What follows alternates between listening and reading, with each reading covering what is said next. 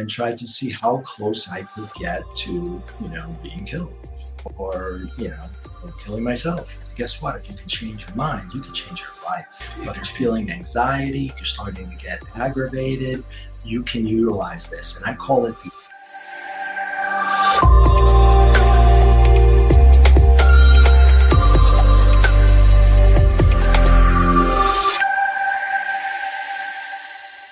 Our guest today is Ray Catania.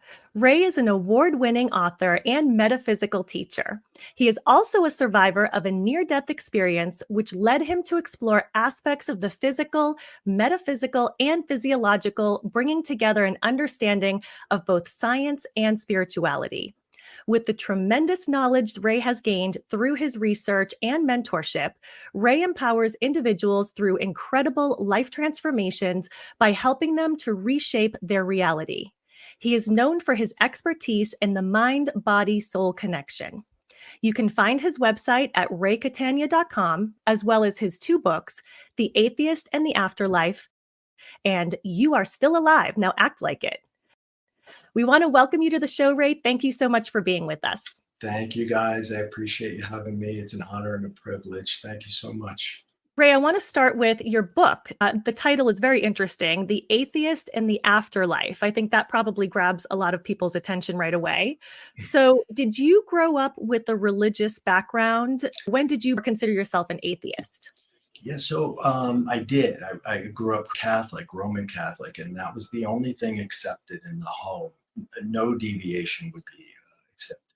And, I had a tumultuous childhood with a lot of arguing, fighting, and, just domestic nonsense, and it wasn't pleasant. And so one of the things that I did, I think, to rebel against that was specifically against the religion.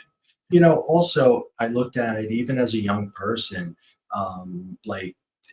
I thought about, well, if there's this loving God, how is it possible that these things are happening right in front of me? I'm young. What did I do to deserve anything?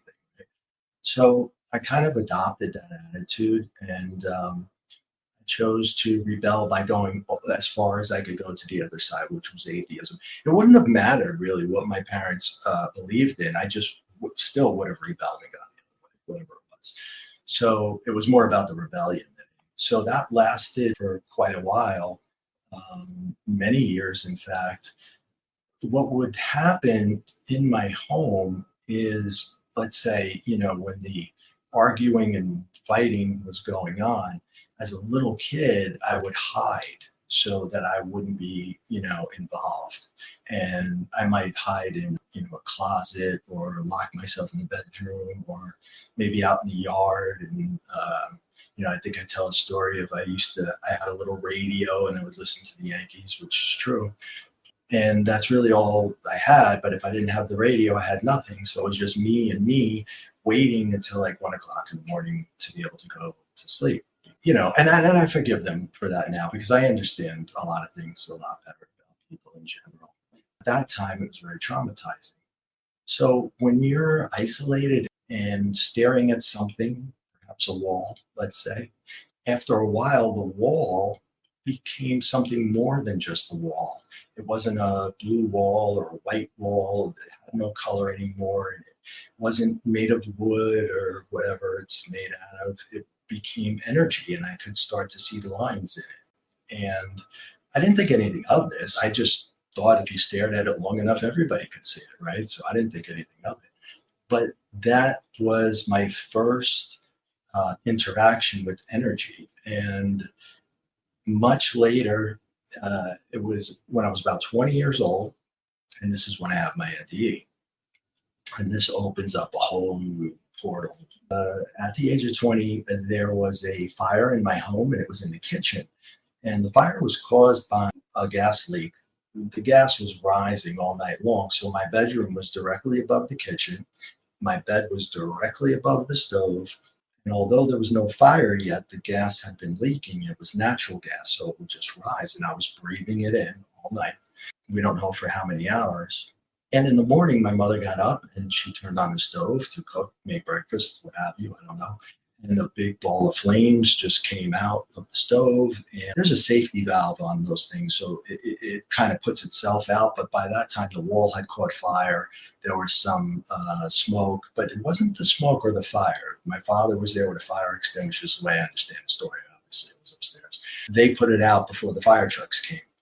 But I heard the fire trucks and I heard the police cars, and I'm hearing all this, and I'm in my bed. And so I want to get up to see what's going on. What's all this ruckus downstairs in my home? And I try to get up. And the first thing that I notice is certain parts of my body I can't communicate with. They just won't move, such as my legs, both of them. That was really scary. My head, I couldn't get it off the pillow. And the strangest thing was I couldn't yell. Like I was like, it was almost like I just couldn't get anything out.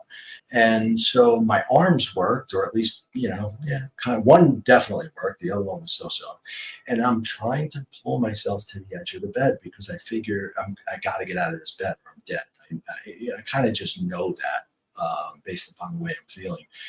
And I pull myself to the best of my ability, and I go a couple of inches. I pass out. I wake up again. I pull myself a couple of inches. And finally, I get to the edge of the bed, and I tumble out, and I land face first. And I hit myself right on the chin. And here's the strange thing. I landed on my face. I know I landed on my face, and I'm waiting for the pain to kick in, but it doesn't. And the reason it doesn't is because it's like a millisecond before that pain comes in, I'm out of the body. I'm not in that body anymore. That body is now lifeless. And my consciousness, spirit, soul, whatever term you wish to use, is above it. And I'm looking down on my lifeless body. And I'm not scared. In this moment, it's not a scary thing. And I don't know why. I should have been really frightened, I think, but I've spoken to other NDEers, and they weren't afraid either. For some reason, there's this comfort and this feeling that comes with it that just lets you know that you're okay. And there was adjacent to me, and the room was a perfect square. I was in this upper hand corner, and my body was down there. And then the light is coming from the adjacent corner, the cone-shaped white light. It's like a spotlight. It's only on me. But this is not just a light. This light is love and euphoria and painlessness and every positive emotion wrapped into a light. And now my being, which is energetic, is commingled with the light. I'm one with the light, literally. And this is the greatest feeling I've ever felt in my entire life. I start to go into the light, and there's a being at the end of the light who says, Ray, it's okay. You can come into the light. I was like, wow, it knows my name.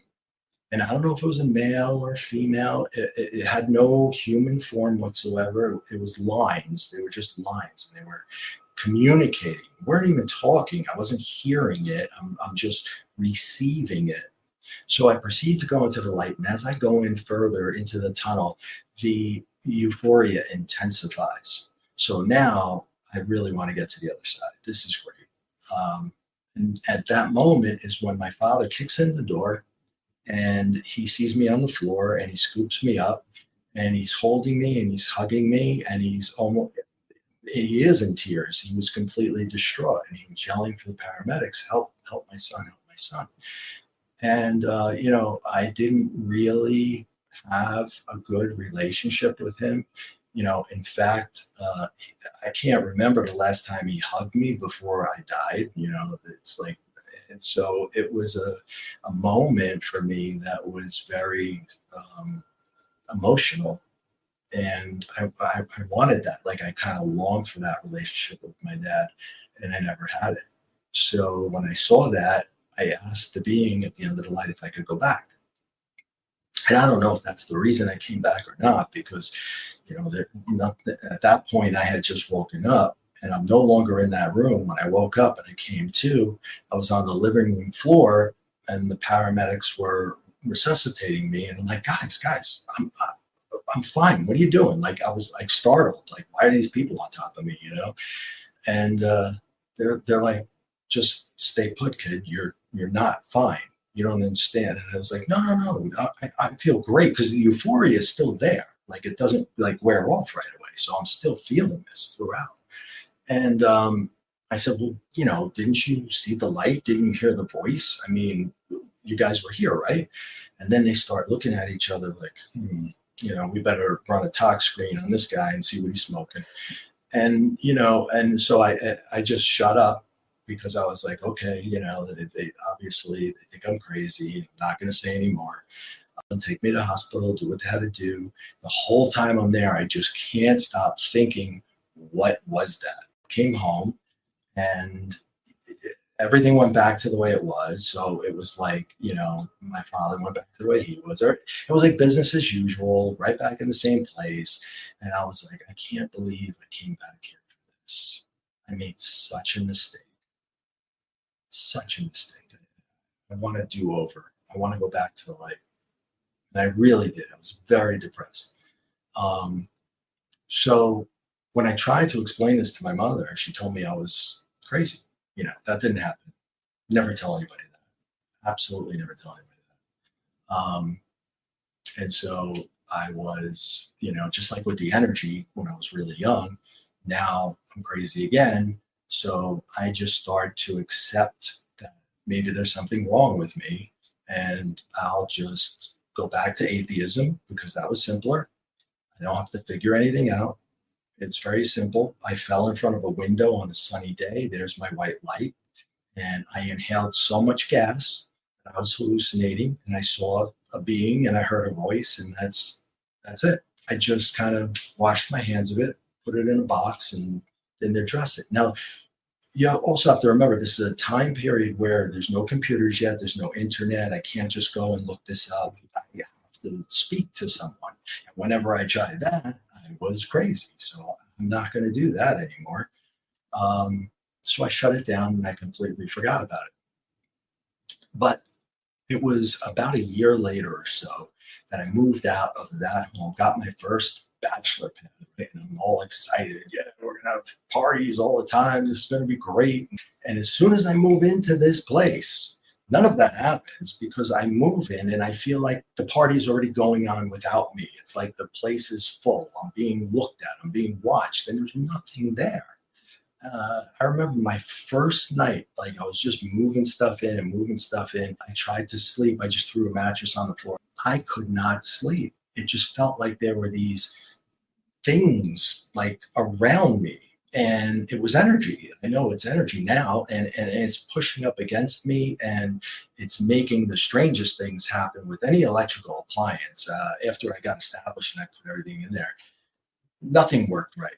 The TV, the phone, the alarm, everything was off. So I would always call the maintenance man, and he would come up and he said, listen, kid, I'm going to tell you this for the last time. Don't call me again. There's nothing wrong with anything in your apartment. You're crazy. Here I am, crazy again. So I'm starting to believe this is the fact. I might be crazy. And I continue to live there, and they know I can see them. And I don't see anything as a human. Right now, this is all just energy. But they are not leaving me alone. I cannot sleep. Anything I try to do, if I put the TV on, I try to just get involved in a TV show, they would turn it off. I used to play a lot of video games to take my mind off what was going on. And I would just play video games all night long because I could not sleep. And after a while of having this intense insomnia, I turned to drugs and alcohol to go to sleep.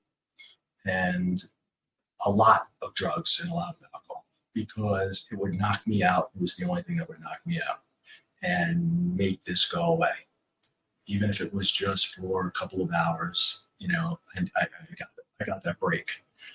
So I lived there for a year. I wound up with a dependency on drugs and alcohol. And by the 10th month of a 12-month lease, I said, I've had it. I packed my stuff and I left. And I moved into a new apartment. Didn't care about anything. I was just like, I'm out of here. I can't take it anymore. Moved into the new place, and I'm like, well, fresh start. Here's the parties. This is where it's going to be. Yeah. Moved in, same thing.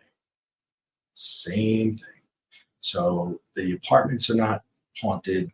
Ray's haunted, if we're going to use that term. And wherever I go, they're coming with me. So I'm a kid who could see energy. I was in tune with energy because I was forced to be. Then I had an NDE. I cross over. I come back. I'm like a portal for them to come through. And they're not going to take no for an answer. They want to be acknowledged. Now, I don't know how to deal with this or address this in this moment because I know nothing. I'm an atheist, right? So I don't even believe that they're real. I try to yell at them. I'm like, I don't think you're real. Get the hell out of my house. I don't believe in you. And here I am, just really starting to lose it. So time goes by, more drugs, more alcohol, and I start putting myself in some really, really bad places because I'm at a point where in my life where I just don't care if I live or die. I really don't. In the back of my mind, I know the white light was the real deal. I have no kids at this time, no dependents, nobody, really cares, I think. It's not the fact, but that's the way I feel. I make decisions in that part of my life that are detrimental, and many are self-sabotage. I took jobs working for shady people. Uh, there was one time we were in a bar, it was after hours, and I worked there and I was just putting stuff behind the bar. And then I bent down under the bar to get a bottle of something or other. And I hear pop, pop, pop, pop, pop. And I know that these are gunshots and I got to get the hell out of there. I don't even know who shot, who's not, who's shooting. I don't know anything because I'm under the bar. I just know that I have to get the hell out of there fast. And that being that I told you was at the end of the tunnel is now with me. I don't see, I just feel. And this is hard to explain. There's no hearing, there's no seeing. It's just like a download, side door, side door, side door. And I'm like, I can't get to the side door, thinking, because if I get up, the shooter's going to see me. The side door's all the way over there. But eventually, I have nothing to lose and I have no other way to get out. So I go for it and I get out that door. But that's not the end because then I have to go down this long corridor. It's like 40 feet long to get to the next door, which is a side door, a fire exit out to the parking lot. And when I get out there, the strangest thing, my car's right there. I parked it there. I never parked there. I had my own personal parking spot on the other side of the building, but I never would have made it to that side of the building. There's no way. So I go out the side door, I get into my car, and I manage to get away. So that being has shown up for me many times, because now I continue to put myself in these bad situations. I would even say I upped the ante and tried to see how close I could get to, being killed. There's just so many things that I did to myself that I should technically not be here. But look, go back to my 20s and the apartments. And when I'm about 30, I decide to settle down, I get married, and I have 2 kids. Now, those kids just gave me a reason for living. I can't be carefree. I can't work for crazy people. I can't drink and do drugs anymore. I have kids. This is it. And I am not going to I'm not going to give them the life I had. I'm going to give them a better life. I was determined to do that. So I checked myself into rehab. I went back to college. I got a great job, followed by another great job, and then another great job. And I just moved my way up. And I did very well. And my kids had everything that they wanted, and I probably overcompensated. I was in a good place, I guess is what I'm saying. And I get to a point where I want to start dating again. I went online because I guess that's where we go. And I started looking at these different websites and I was looking for a match, if you will. Then I remember I came across one particular site and there was the third person, the woman down on the right side. And I looked at her and I just said, oh my God, that's my wife. it was like I knew her for 10 lifetimes. I knew it was her. I remembered her, never seeing her before. And as crazy as this sounds, so I joined the site and I send one email and it's to her and that's it. And I told her that it was, I can't even believe she responded, but it was kind of funny. I put it into this email like, "Hi, I'm Ray. Very nice to meet you. You don't know this yet, but you're my wife. And if you want to have dinner, I can explain the whole thing." And she's like, "LOL, you are completely crazy." And I said, I know. So we did have that dinner and we are still married and we live in this house. And this is exactly, what I thought would be the case. But when we start dating early on, things start to get a little crazy again when I meet her. And by crazy, I mean, now up until now, I see energy, I feel energy, I can sort of communicate a little bit. But this is the first time I see energy in a human form. And it's like a movie screen opened up in my mind for the first time. And it's a black screen. And it's like you're sitting in a theater and I'm watching this man and he's speaking to me. And he says, "I effed up. I made a mistake. You can help her. I cannot." I have no idea what that means. I have no idea who this man is. I don't know where he's coming from. I don't know where that came from. It really startled me, like to the core. I kind of just shook it off, like it was a daydream or something. Um, but then it happens again, and it's exactly the same. Nothing changes. It replays itself. I effed up, made a mistake. You can help her. I cannot. He's a big guy, beard, mustache, thick black hair. Um, his his demeanor, everything about him is imprinted in my mind. And this started on a Friday, and it was the weekend, and I had the weekend off, so I left work on Friday early. So I go home and I figure I'm just gonna, rest. Maybe I'm getting sick. I don't know what's happening, but it continues that night. And then in the morning, first thing Saturday morning, I wake up, boom, there he is again. And I'm like, something's wrong here. I don't know what this is, but I know that this is not right. It does not feel right. I see him more and more on that Saturday. Saturday turns to Sunday. By Sunday, he is there every 5 minutes. And I mean every 5 minutes. He is so persistent. He will not stop. And I don't know how to make him stop. I don't even think it's a him because I'm still trying to cling to, if not atheism, some sort of agnostic belief or what have you, anything that doesn't involve an afterlife and God, et cetera, et cetera.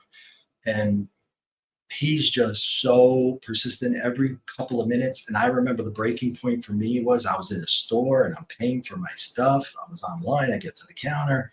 I don't know what I did or said. The lady says, "Are you okay, sir?" I said, no, I'm really not. And I took my card back and I went back to my car and I just sat there. I don't even think I bought anything. And I just sat there and I put my head down and started to like cry because I worked so hard. Like I changed every single thing about my life. I wasn't an addict anymore. I wasn't working for bad people, doing bad things. I mean, I completely flipped the script on my life. I went back to college, got a great job, busted my butt. And I did everything right. And I'm like, see, that's why you don't exist. And I was so depressed. And now I have to tell the woman I just fell in love with. And this is going to break my heart because I know her and we're only dating a couple of months, but I know who she is to me. I get my courage up and I finally try to tell her. And I said, I have to tell you something. And she's like, "What?" And I said, "Well, sometimes I kind of like see certain things. It's kind of like it's on a movie screen and I get these vibrations and see lines shooting about the room and I feel like there's a presence, and then this movie screen opens up and there's a man there. The man says, I effed up, I made a mistake, you can help or I cannot.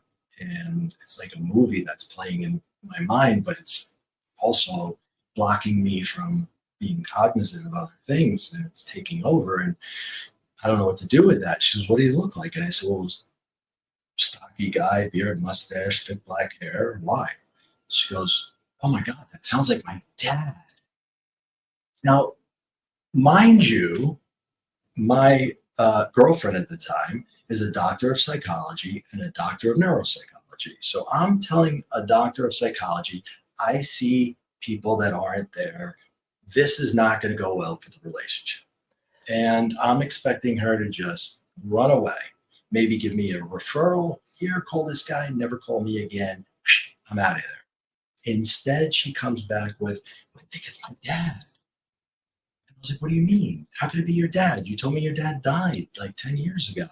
She's like, yeah, he did.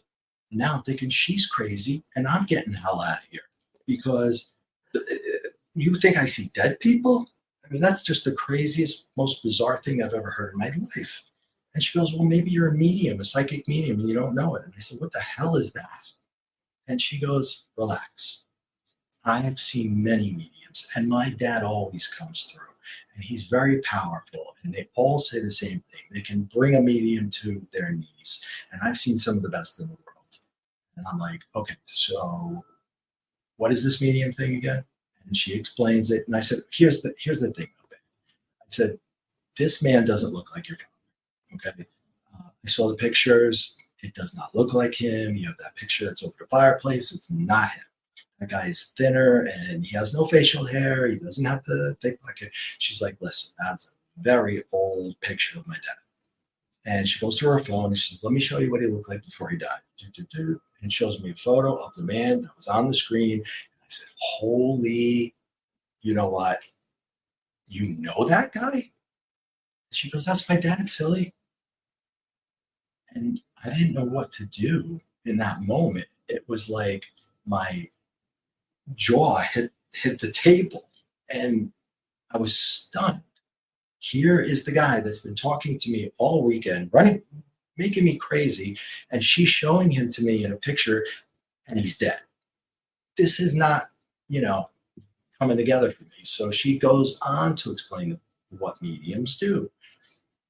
And she says, listen, I've been to a lot of mediums. He comes through. There's a medium that I was going to book a session with because she's coming to our area, and I'll book 2 sessions, one for you, one for me, and then you can talk to her and just kind of go tell her what you see, and you guys can talk shop and you'll get your answers as to whether or not this is real. And I said, okay, what have I got to lose, right? So we do just that. And she makes the appointments, and I am nervous to say the least. I mean, we get there and my knees are shaking, and here's the things that I've been through in my life. I'm afraid of a little woman, and I mean little, like a little, she's a tiny little thing and she's a medium and she's scaring the hell out of me. So I go in and I'm like, hi, I'm Ray. And she's like, oh, that Ray. And I was like, oh shit. And then she says, please have a seat. Tell me what's going on. And I said, well, I see people that aren't there. And she goes, me too. I was like, okay, this is going to be interesting. And she goes, why don't you just explain it to me? How does it happen? When does it happen? I go through the motions and I explain everything that I saw, how it happens, the vibrations, then the room changes, and then this changes, and then here comes the movie screen, and she goes, stop. And I was like, what do you mean? What'd I say? And she goes, that's exactly the way I see it. And that's exactly the way we all see it. And I was like, we all? Who's we all? And she goes, you're a medium. And then I go into telling her about other premonitions and visions and things. And she goes, you're psychic too. She goes, that's very rare in a man. You have this and this and this capability. And I was like, okay. So I was so relieved, right? However, there's this new thing now that I don't understand. It's still an unknown, so it's fearful. I'm fearful of it because I don't know what it is. At least insanity, I know what insanity is, and I understand it. As much as I hate it, I understand it, but I don't understand what this mediumship thing is. And luckily, she takes me under her wing and teaches me for the first year as she becomes my mentor and saves my life. Um, and confides in me that she was put away because her parents thought she was crazy, but she was not. She was a medium. And it made me think, like, how many other people are put away that might be mediums, and they're put away for being. I was told I was crazy my whole life, and I was ready to check myself in. So it's pretty scary, how close it can come to something of that nature. But I was grateful for her. I was thankful for her. So happy that she helped me, and she saved my life. That is just such an incredible story. And I feel like every NDE has an incredible story, but yours just is like the gift that keeps on giving. It just keeps going and going. But I have about 1,000 questions for you. I want to ask you, though, jumping back to the actual NDE experience itself, because I think a lot of people are fascinated by this topic because there's a lot of fear around death and what that's going to feel like, what that is for us, right? And I've heard other NDEers talk about the moment of the transition as well. And I know you just told us in your story, you didn't have a feeling of your face hitting the ground. So do you feel that the spirit exits the body prior to the trauma that's taking place? So you don't actually feel that moment of impact or whatever it may be? I think so. I think so. Now, there's going to be exceptions to that where, I hit the floor and died right there. But I mean, obviously, what we're all most afraid of is the fact of being like tortured or something like that, or dying slowly in pain. But yeah, I think that you are spared that pain if it's possible. And yeah, I think I was pulled right before it set in. Because let me tell you something, when I came back and the euphoria wore off, oh my God, it was like a bomb went off in my body. Everything hurt. My whole body hurt. You know how you have all these like little aches and pains from sports throughout the years, or you tripped and fell when you were 10 and you didn't quite fix this or that? Okay, everything hurts when that euphoria wears off because you were free of it. Even if it's just for a short time, you were free of it and you were painless. And then you come back to the body and you notice all these little aches and pains that you didn't notice because your brain says, okay, we can't fix that. We're just going to leave that be. So coming back was the most painful thing ever. And considering that, because I know, again, a lot of people will say that when they were in the light, because it's pure love and they don't actually want to leave. Did you feel that way? Did you feel like you wanted to stay on the other side? Oh, yeah. I wanted to get to the end of that tunnel so bad. As I went further and further into it, the euphoria increased. And my only thought was getting to the other side. But that's when my father came in. And once I saw that, it hit me emotionally so hard that I thought if I went back, that I would have that relationship with him, even though that didn't happen. That was my thought. And I don't really, I asked to go back, but I don't know that I was granted it, or maybe for whatever reason I came back, but I don't know. It's because I asked. I don't know. You mentioned that you came back from your NDE and you had extrasensory abilities. Now, you also mentioned that you were seeing energies before that. Do you think that the NDE exasperated those gifts? Oh my God, yes. Oh Yeah. yes. Crossing over and coming back, I believe it opened a portal and made direct communication very, very easy. Easier for them than me because they would just, come through. They'd be around me and they're trying to get my attention. Now, what I later learned is if an entity or an energy being is from the other side, and they're trying to communicate with you, all they want to do is get a message to someone, you know. And remember when I told my wife what her dad said, he was gone after that. Like the feeling was lifted off my shoulders. I did what I had to do. That was what I had to do, was deliver that message. So once I delivered it, it was gone. Um, so, but once they understood that I can't help them, no matter how persistent they are, I don't have the ability. That's when it started to subside a little bit. But that was years later. Understandings did you come back from your NDE with that you didn't have previously? The ability to speak to the dead. I Ooh. could then see them and I could interact. That I never had that ability before. Everything was always very mysterious and it was in a way that really didn't make any sense. But now I understand that they're doing things to make me acknowledge them so that I see them or hear them or feel them, what have you. And at the time, I didn't understand any of that. But it all came to fruition years later when I met my wife, because her dad has this ability. I think that when we pass over, when we go to the other side, we don't necessarily have the ability to speak to people in this realm. Some do, some don't, some better than others, and some are just simply incredibly powerful. And he was that, because when I met my second mentor, he was actually the person that my wife saw, which is another ironic story, for the first time when her dad came through.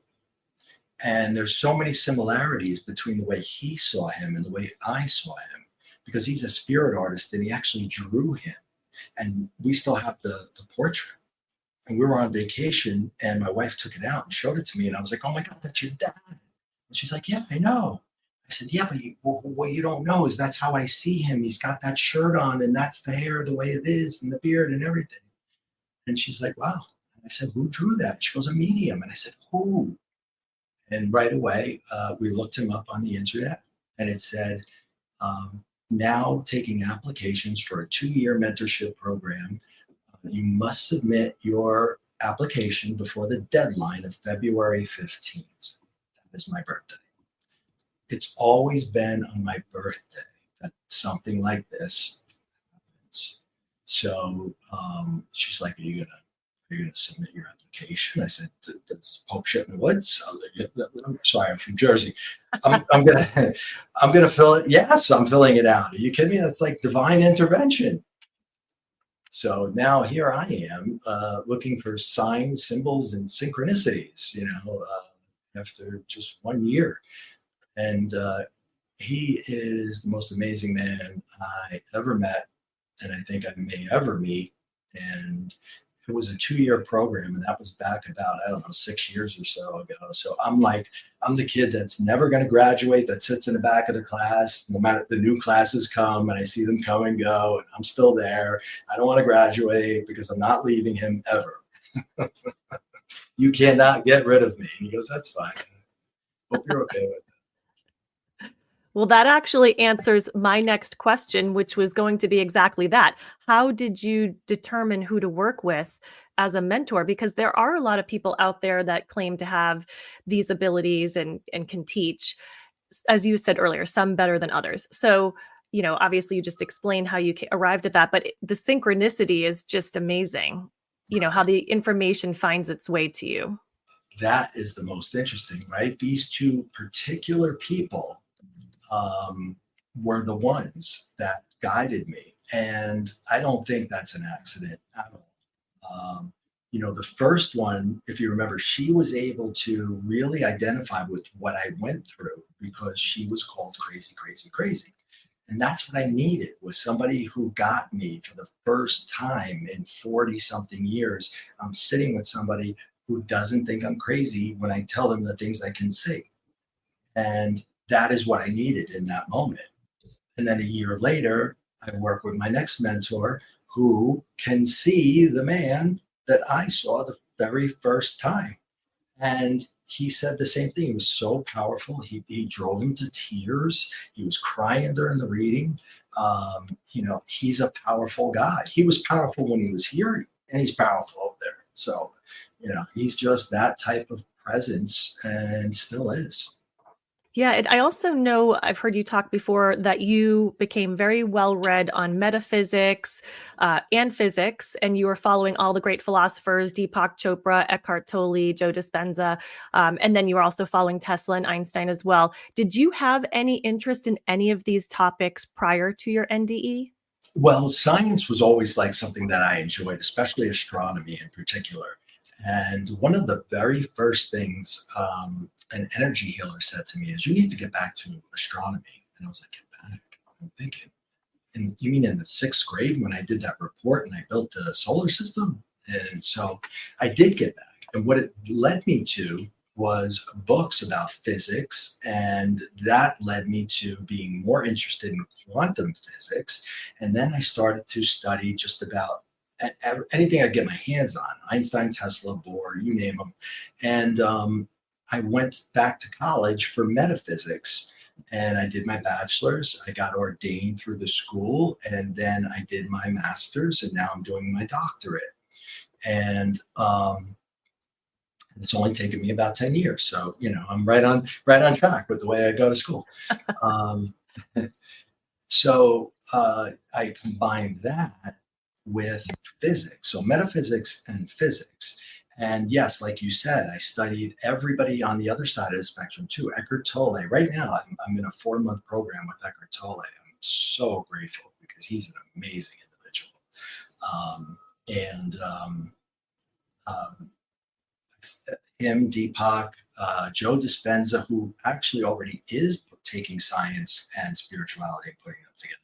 He put his back together after being run over by a truck. I mean, that is amazing. Absolutely stunning. I hope to be able to meet him one day. So yeah, I started to study all these different individuals, plus the college I was going to. And I started to see that I could line up a physical, an actual physical proven formula with a spiritual technique. So I'm the biggest skeptic of all time. I didn't believe the things I could see, the things I could feel. I denied them 100%. So, the first time I was taught how to manifest something like the law of attraction, I was like, "Are you kidding me? Come on, how's this going to work?" Right? And it was my second mentor that taught us this. He taught us a lot, not just mediumship. I mean, he really covered a lot of ground. So he taught us, how the law of attraction works from the spiritual side. This is what you do. Da, da, da, da, da, da. And I'm like, that sounds absolutely crazy. But here's what happens. At that time, my youngest son was going away to college. And the college called me and said, in not so many words, "Hey Ray, you're short 10 grand." And I was like, "What do you mean? I paid this in full." And they're like, "No, you still owe $10,000. And I was like, "Oh my God, this can't be happening." Right? And I was so embarrassed. I can't tell my kid. I don't want him to feel bad or anything. And he's going in 48 hours, like, 2.5 days, he's going to be there. And they're not going to let him in. They're not going to let him move into his dorm room if I don't come up with the money. I was stunned too that they had no leeway there. But anyway, so where am I getting 10,000 right now? I don't have it like liquid. I got no time to get it. So I remembered what I was taught, and I said, "What the hell? I got nothing to lose." And I went into the meditation and I did it step by step by step. And went into my manifestation. I need $10,000. I need $10,000 over and over and over. You're supposed to do it twice a day, in the morning and at night, which I understand why now, to stay in flow all day. But I was doing it 6 times a day because I really needed this 10,000 now. And so after the first day, and I do it 6 times, my other son enters the room and he hands me the mail. And I was like, "Thanks," and I'm going through the mail and it's bill, tax bill. Gee, this is going to be terrible. And I'm just going through, and I'm like, am I saying this wrong? Are you getting this? Right. So I'm like, maybe I'm doing something wrong here. I don't know. And so the second day I do it again, and it's 6 times again. Boom, boom, boom, boom, boom, maybe more. And by the end of the second day, nothing happens. And I'm just so frustrated. I'm starting to think, okay, I was right. This doesn't work. I need to start looking into my different accounts and seeing if I could take a couple thousand here, a couple thousand there, and put it all together.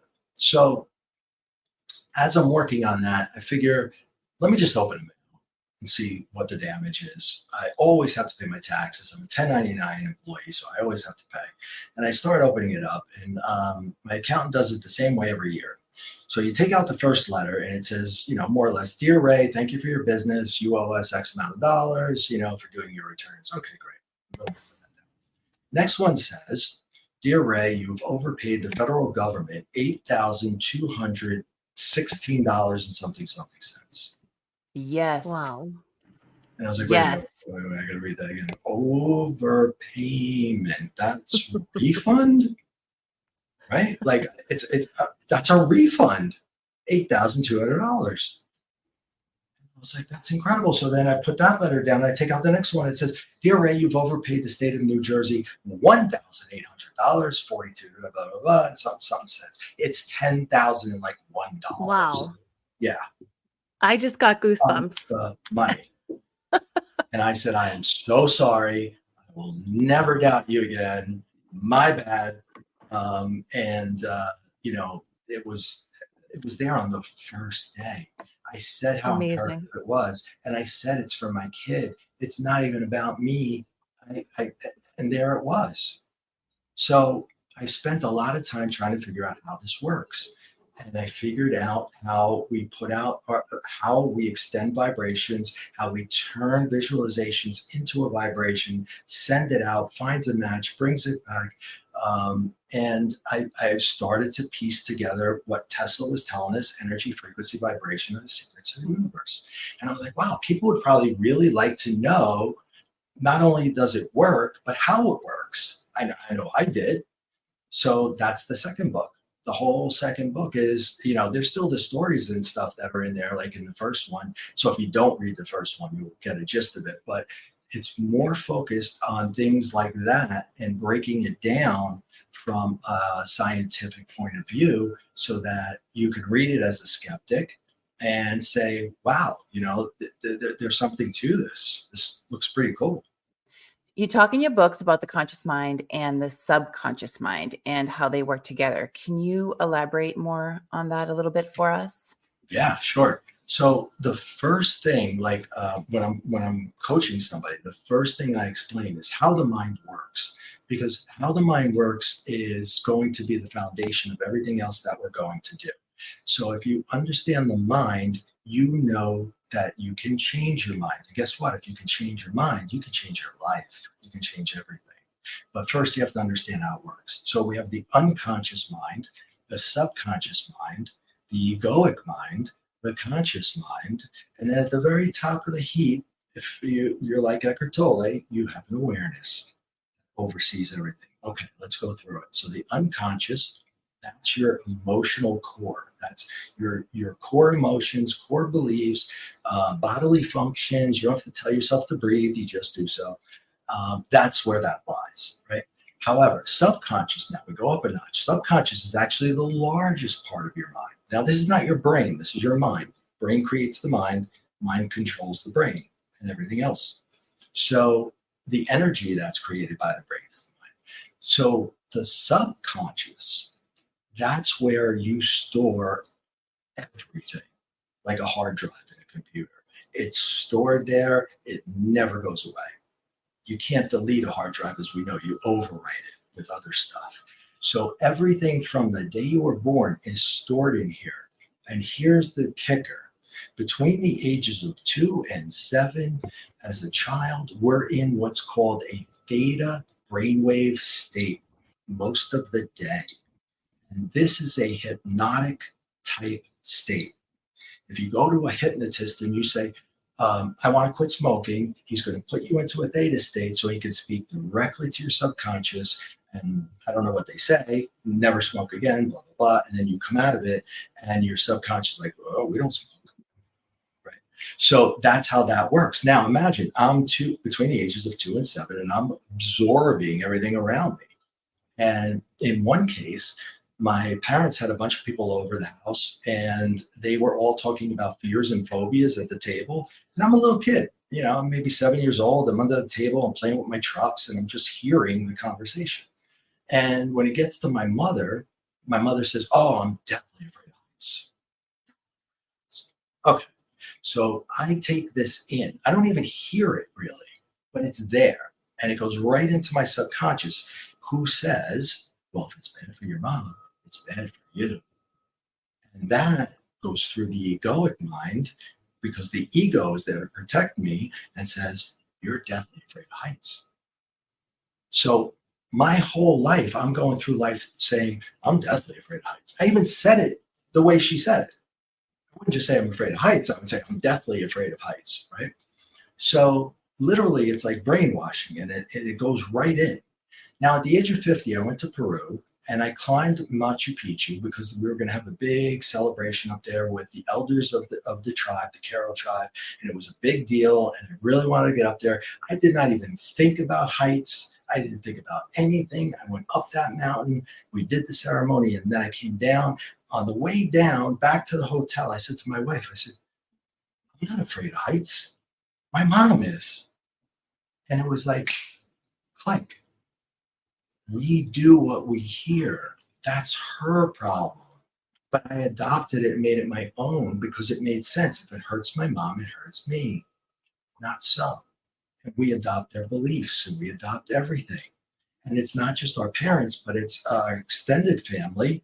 It's things we see on TV. It's everything, because we literally take in everything.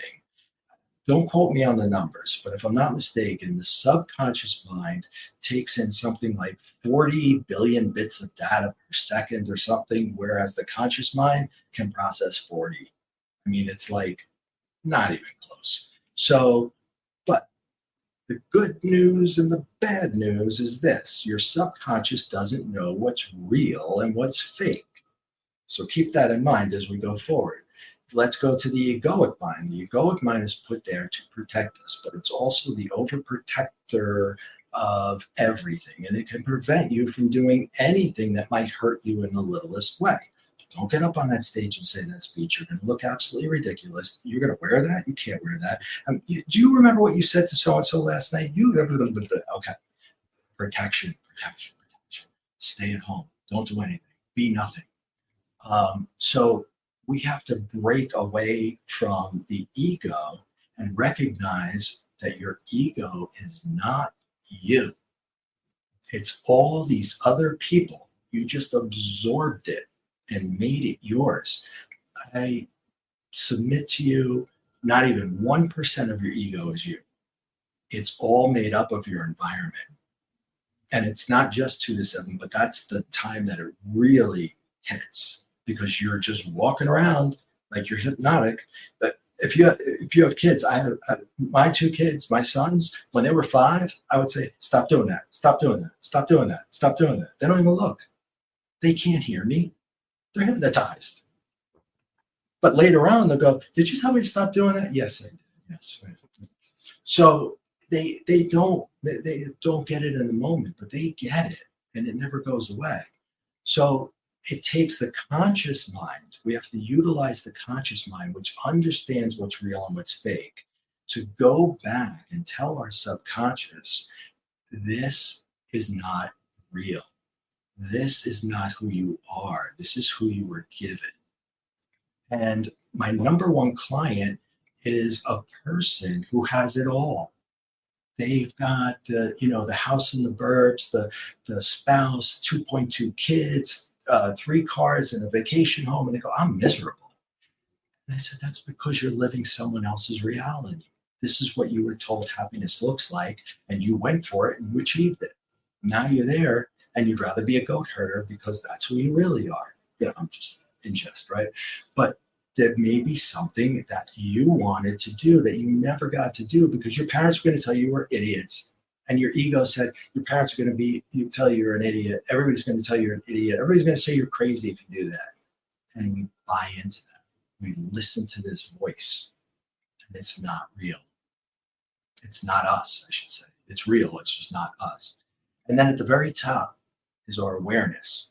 And this is where you connect to your higher self or the universal collective or God, any term you wish to use. That's your direct connection. And it's called the awareness because we are one of the few creatures living that are aware that we're having a feeling or having a thought. And if you're aware that you're having a feeling or a thought, guess what? You can change it. Tell yourself not to have it. And I understand there's some overwhelming traumatic things, okay, like grief. That's obviously going to take time to get. But I'm talking about the little things that we get aggravated about. When a car cuts you off and you get angry for the next 2 hours, and then you go to work and you say, this asshole cut me off, blah, blah, blah, blah, blah. And then you go home and I tell my what, this guy cut me off. And then I go out with my friends and I'm saying, this person cut me off. And it just goes on and on and on. Stop the suffering. I don't care about that guy. And I don't care that he cut me off. I'm looking at it from, we didn't hit. Not he cut me off. We didn't collide. And that's the change in perception. And that's what I teach. Change your mind, change your life. I know the subconscious mind is extremely powerful. I know that. We just have to basically train it, right? We have to train it in a certain way. And I know you just mentioned that you do teach these techniques. Is there something that you could offer as a little hint or a tip to anyone listening that they could put in place immediately to help them, get a little more control over their subconscious mind that will help increase the quality of their life? Yes, absolutely. There is a really, really short, quick technique that will get you back into a flow state. And even if you don't know what that is, that it'll still get you, if you're feeling anxiety, you can utilize this. And I call it the attitude of gratitude. And what it is nothing more than a minute or two where you're by yourself and you just basically state to the universe, you go into a light meditative state, close your eyes. I like palms up. I don't know that it really matters, but I go like this and I say, I am thankful for blank. I'm grateful, thankful for blank. And I go through all the things, a roof over my head, my children, my wife, the important stuff. And I remind myself, anybody that does that attitude of gratitude, you can't come out of that and be in a bad mood. So if you feel anxiety is starting to take over and you're going to snap, take 5, go into a bathroom and just say, I am grateful for this. I am grateful for that. I used to have a job where people would come into my office asking for help all the time. And I had, 100 employees or something. And they would come in one after another. And, that's my job. That's what I was supposed to do. But sometimes it would maybe rub you the wrong way, or they would say something and, whatever. So I would go into the bathroom very simply. I am thankful for this job. I am thankful for the money it pays. I am thankful for being able to put my kids through college, et cetera, et cetera, et cetera. Then I go back and my whole vibrational state is completely different. And I sit down and now I'm in a good mood. The next person comes in, they get a completely different person. They get a completely different Ray. Hi. Yes, come right in. Tell me what's going on. Well, Ray, as we wrap up, do you have any final positive messages of hope about the afterlife for anyone listening? Oh, yes. I've been granted the opportunity to change my relationship with death, and I try to pass that forward to others who haven't had an NDE. And it's because when you change your relationship with death and you don't fear it so much, you understand it's not the end, but it's a transition. And it's actually a beautiful one. And it feels phenomenal. And it is phenomenal.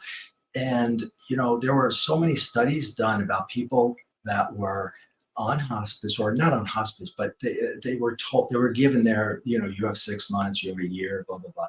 And they were asked, what changed in your final 6 months? And they're like, well, I did everything I ever wanted to do on my bucket list. I told every single person in my life that I love them if I do. And then I traveled and I did this and I did this and I did that. And I'm like, shouldn't we all live like that every day? Do we have to hear that how many days we have left? So when you change your relationship with death, you change your life. As amazing as that is, you have that just freedom about you. And you don't need an NDE to change that relationship and be less fearful. And when people leave you and you're grieving, know that they're really not gone. They're like right here, literally right here, whether you like it or not. Death is not the end. Certainly not. Well, Ray, we want to thank you for sharing your story. We hope the messages that you share will bring comfort and inspiration to anyone listening. And for anyone who would like to learn more about Ray and the coaching that he offers, or to get his books, The Atheist and The Afterlife and You Are Still Alive, Now Act Like It, you can find them on his website, raycatania.com. Ray, thank you so much again for your time. We sincerely appreciate the wisdom that you shared with us. So thank you so much. Thank you, Tara. It's been a pleasure. Thank you, Tracy.